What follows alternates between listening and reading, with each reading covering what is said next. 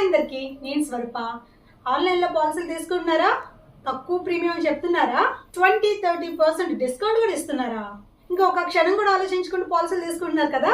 అసలు ఆన్లైన్లో పాలసీలు కట్టించుకునే వాళ్ళు హెల్త్ ఇన్సూరెన్స్కి చుట్టాలేమన్నా అవుతారా అంతంత డిస్కౌంట్లు ఇవ్వడానికి? ఒకవేళ అలా ఇస్తున్నారు అంటే కనుక మీకు ఇచ్చే ట్రీట్మెంట్లో సగం బెనిఫిట్స్ అనేది తగ్గించేయటమే.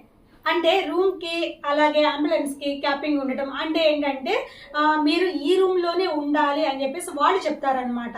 మీకు నచ్చిన రూమ్ ఇవ్వరు, లేదా కో పేమెంట్తో మీకు పాలసీ ఇస్తారనమాట. అంటే కొంచెం డబ్బులు మీరు కట్టుకోండి, కొంచెం మేము ఇస్తాము అని కంపెనీ చెప్తుంది. సో వీటన్నింటి వల్ల మీకు ప్రీమియం తగ్గుతుందన్నమాట. అంటే మీరు అనుకుంటున్న డిస్కౌంట్.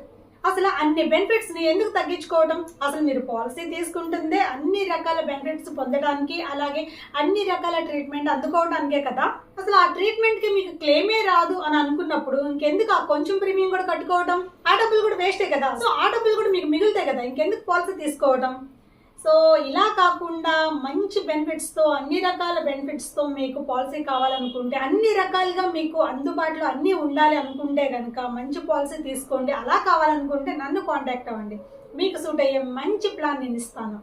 అలాగే స్వరూప అప్డేట్స్ ఛానల్ని సబ్స్క్రైబ్ చేసుకోండి, వీడియోస్కి లైక్ చేయండి, షేర్ చేయండి.